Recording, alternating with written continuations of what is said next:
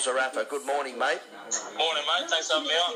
Mate, absolute pleasure. Tell me one thing about your great victory over Jeff Horn. How does it feel? Mate, it still hasn't sunk in, to be honest. Hasn't sunk in?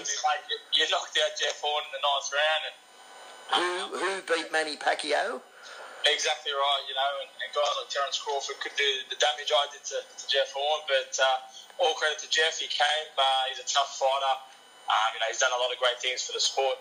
It was just my night, and we stuck to the game plan. We knew we had a hard task in front of us, but we stuck to the game plan and we got the W.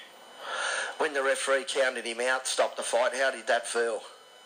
Oh, man, a bit of a sook. I cried on national TV, but you're allowed to. It was just an amazing feeling, knowing that I've been in this sport for 10, 15 years trying to get this opportunity, and when I got it and won, it was, like I said, we made history. We beat a guy who fought and won against an 8-time world champion, so it was an amazing feeling. Well, if you ask me, you're allowed to cry on national TV, mate.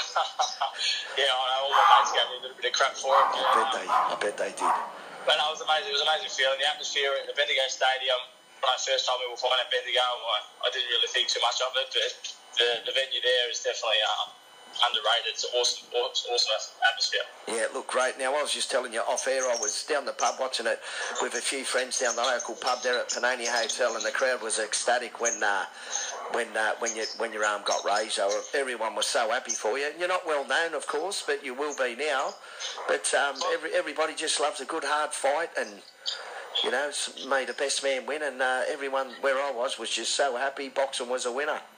Yeah, it was great, to see everyone get behind the event, whether they were there for me or Jeff. It was just great to see people get behind the fight.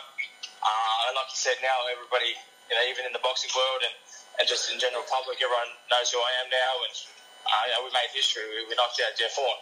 So it was great. It was great to see everyone just get behind and made Australian boxing back on the map. You sure did. Now, you're now rated 6th in the WBA middleweight to WBA champion Ryota Murata. Are you going to target that WBA title? Look, we're going to sit down with the team. We've had a few offers, obviously, since the fight. But we're just going to basically sit down and work out what's the best option for us moving forward, financially and obviously up the rankings. So I'll leave that to my team, Sam Bruno and Brendan Burke. But look, we're confident. It's a fight that we definitely are not shying away from. It's a fight that we definitely are interested in. Yeah. We'll just sit down with the team and obviously work out what's the best step for us. Okay, now that Kell Brooks fight you had in last December, geez, that's paved the way with a lot of experience. It's put you in good stead, hasn't it, that fight with Kell Brooks? Even worldwide, people around the world obviously go off that fight. And, look, as a fight, I definitely believe I could have won. I didn't get the win. But it was just experience, a lack of experience, not in terms of fight, just I showed him too much respect. Yeah. And, I started finding my way around 6-7 rounds in, but obviously 6-7 rounds I was behind. Yeah. So I was basically playing catch up. But look, mentally, I'm in a different place right now, and I feel I'm a much more, experienced fighter, physically and mentally. So. Okay, you're the number one fighter at middleweight, but there's a few fighters here making inroads at the light middle. Tim Zill and Daniel Lewis. Is there any plans to fight them guys down the track? Look, back to your management, eh? Yeah, back to my management. But look, we've offered Tim Zill numerous times a fight. Mm-hmm. It's just a fight that we're definitely confident we can beat Tim Zill.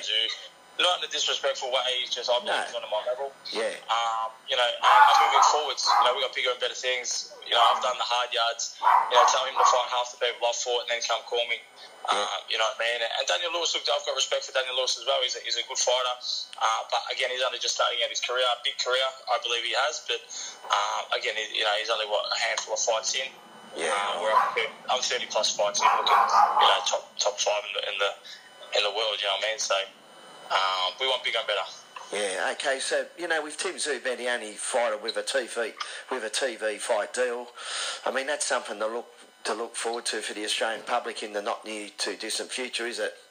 100%, it's a great achievement to only be 15 fights in and already a pay-per-view fighter. I'm now that fighter as well. But, the fight's there. If they wanted it, they could have had it last year. But they didn't want it. We've offered them now, but they don't want it. Okay. So whatever his reason is, I'm not saying he's ducking me. Maybe he has bigger and better options or whatever it may be. But the fight has been presented to him and he hasn't wanted it. So look, it is what it is. Yeah. Okay. Last question. Which title holder do you like your chances against? I mean, I'm going to include Canelo Alvarez in this.